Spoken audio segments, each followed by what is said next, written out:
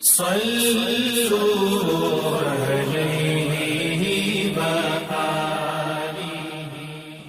بخاری حدیث نمبر 51۔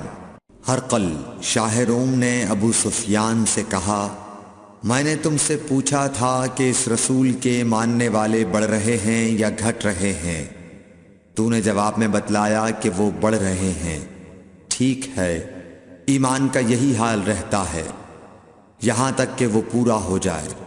اور میں نے تجھ سے پوچھا تھا کہ کوئی اس کے دین میں آ کر پھر اس کو برا جان کر پھر جاتا ہے؟ تو نے کہا نہیں۔ اور ایمان کا یہی حال ہے، جب اس کی خوشی دل میں سما جاتی ہے تو پھر اس کو کوئی برا نہیں سمجھ سکتا۔ صحیح بخاری حدیث نمبر 52۔ حضور اکرم صلی اللہ علیہ وسلم فرماتے تھے، حلال کھلا ہوا ہے اور حرام بھی کھلا ہوا ہے، اور ان دونوں کے درمیان بعض چیزیں شبے کی ہیں جن کو بہت لوگ نہیں جانتے کہ حلال ہیں یا حرام۔ پھر جو کوئی شبے کی چیزوں سے بھی بچ گیا اس نے اپنے دین اور عزت کو بچا لیا، اور جو کوئی ان شبے کی چیزوں میں پڑ گیا اس کی مثال اس چرواہے کی ہے جو شاہی محفوظ چراگاہ کے آس پاس اپنے جانوروں کو چرائے۔ وہ قریب ہے کہ کبھی اس چراگاہ کے اندر گھس جائے اور شاہی مجرم قرار پائے۔ سن لو، ہر بادشاہ کی ایک چراگاہ ہوتی ہے، اللہ کی چراگاہ اس کی زمین پر حرام چیزیں ہیں، پس ان سے بچو۔ اور سن لو، بدن میں ایک گوشت کا ٹکڑا ہے، جب وہ درست ہوگا سارا بدن درست ہوگا، اور جہاں بگڑا سارا بدن بگڑ گیا۔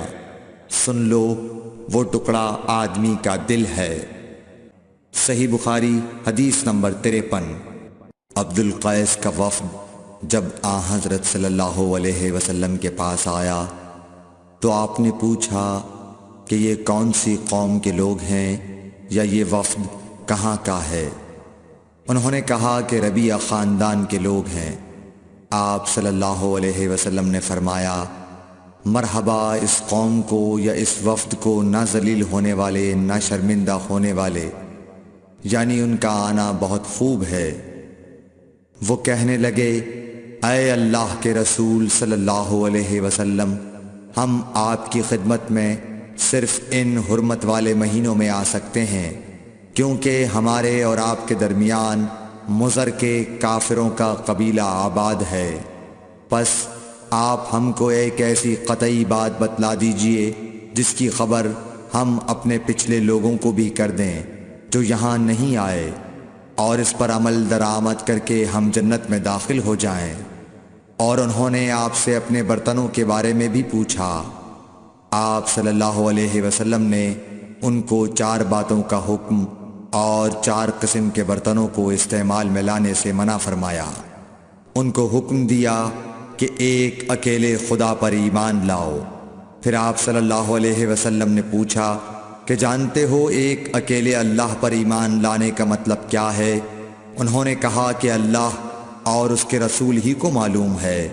آپ نے فرمایا کہ اس بات کی گواہی دینا کہ اللہ کے سوا کوئی معبود نہیں، اور یہ حضرت محمد صلی اللہ علیہ وسلم اس کے سچے رسول ہیں، اور نماز قائم کرنا اور زکوٰۃ ادا کرنا اور رمضان کے روزے رکھنا، اور مال غنیمت سے جو ملے اس کا 5واں حصہ مسلمانوں کے بیت المال میں داخل کرنا، اور 4 برتنوں کے استعمال سے آپ صلی اللہ علیہ وسلم نے ان کو منع فرمایا، سبز لاکھی مرتبان سے اور کدو کے بنائے ہوئے برتن سے، لکڑی کے کھودے ہوئے برتن سے اور روغنی برتن سے، اور فرمایا کہ ان باتوں کو حفظ کر لو اور ان لوگوں کو بھی بتلا دینا جو تم سے پیچھے ہیں اور یہاں نہیں آئے ہیں۔ صحیح بخاری حدیث نمبر 54۔ حضرت صلی اللہ علیہ وسلم نے فرمایا، عمل نیت ہی سے صحیح ہوتے ہیں یا نیت ہی کے مطابق ان کو بدلہ ملتا ہے، اور ہر آدمی کو وہی ملے گا جو نیت کرے گا۔ پس جو کوئی اللہ اور اس کے رسول کی رضا کے لیے ہجرت کرے اور اس کی ہجرت اللہ اور اس کے رسول کی طرف ہوگی اور جو کوئی دنیا کمانے کے لیے یا کسی عورت سے شادی کرنے کے لیے ہجرت کرے گا تو اس کی ہجرت انہی کاموں کے لیے ہوگی۔ صحیح بخاری حدیث نمبر 55۔ حضرت صلی اللہ علیہ وسلم نے فرمایا، جب آدمی ثواب کی نیت سے اپنے اہل و عیال پر خرچ کرے پس وہ بھی اس کے لیے صدقہ ہے۔ صحیح بخاری حدیث نمبر 56۔ حضرت صلی اللہ علیہ وسلم نے فرمایا، بے شک تو جو کچھ خرچ کرے اور اس سے تیری نیت اللہ کی رضا حاصل کرنی ہو تو تجھ کو اس کا ثواب ملے گا، یہاں تک کہ اس پر بھی جو تو اپنی بیوی کے منہ میں ڈالے۔ صحیح بخاری حدیث نمبر 57۔ جریر بن عبداللہ رضی اللہ تعالی عنہ نے کہا کہ حضرت صلی اللہ علیہ وسلم سے میں نے نماز قائم کرنے اور زکوٰۃ ادا کرنے اور ہر مسلمان کی خیر خواہی کرنے پر بیعت کی۔ صحیح بخاری حدیث نمبر 58۔ جس دن مغیرہ بن شعبہ حاکم کوفہ کا انتقال ہوا تو جریر بن عبداللہ رضی اللہ تعالی عنہ خطبے کے لیے کھڑے ہوئے اور اللہ کی تعریف اور خوبی بیان کی اور کہا، تم کو اکیلے اللہ کا ڈر رکھنا چاہیے، اس کا کوئی شریک نہیں، اور تحمل اور اطمینان سے رہنا چاہیے اس وقت تک کہ کوئی دوسرا حاکم تمہارے اوپر آئے، اور وہ ابھی آنے والا ہے۔ پھر فرمایا کہ اپنے مرنے والے حاکم کے لیے دعائے مغفرت کرو، کیونکہ وہ مغیرہ بھی معافی کو پسند کرتا تھا۔ پھر کہا کہ اس کے بعد تم کو معلوم ہونا چاہیے کہ میں ایک دفعہ حضرت صلی اللہ علیہ وسلم کے پاس آیا اور میں نے عرض کیا کہ میں آپ سے اسلام پر بیعت کرتا ہوں۔ آپ نے مجھ سے ہر مسلمان کی خیر خواہی کے لیے شرط کی، پس میں نے اس شرط پر آپ سے بیعت کر لی۔ پس اس مسجد کے رب کی قسم کہ میں تمہارا خیر خواہ ہوں۔ پھر استغفار کیا اور ممبر سے اتر آئے۔ صحیح بخاری حدیث نمبر 59۔ ایک بار حضرت صلی اللہ علیہ وسلم لوگوں میں بیٹھے ہوئے ان سے باتیں کر رہے تھے، اتنے میں ایک دیہاتی آپ کے پاس آیا اور پوچھنے لگا کہ قیامت کب آئے گی۔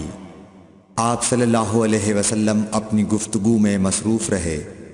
بعض لوگ جو مجلس میں تھے کہنے لگے، آپ صلی اللہ علیہ وسلم نے دیہاتی کی بات سنی لیکن پسند نہیں کی، اور بعض کہنے لگے کہ نہیں بلکہ آپ نے اس کی بات سنی ہی نہیں۔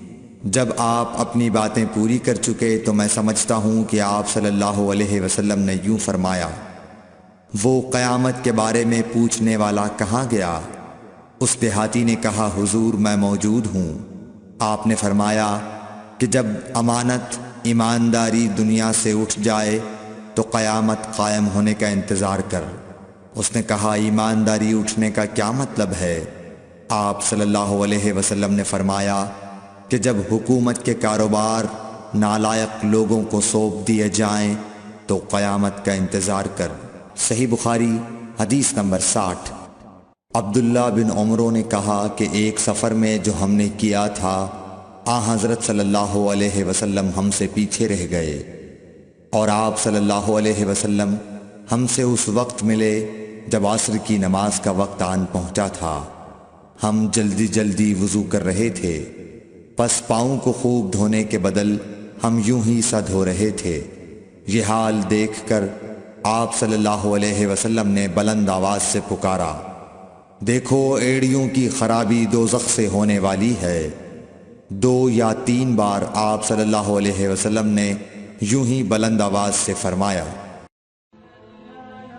Thanks for watching. Don't forget to like, comment, share and subscribe to